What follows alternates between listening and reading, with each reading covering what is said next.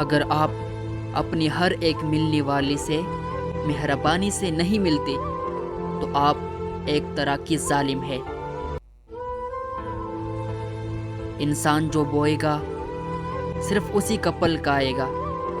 یہ ایک دھمکی نہیں بلکہ یہ ایک وعدہ ہے۔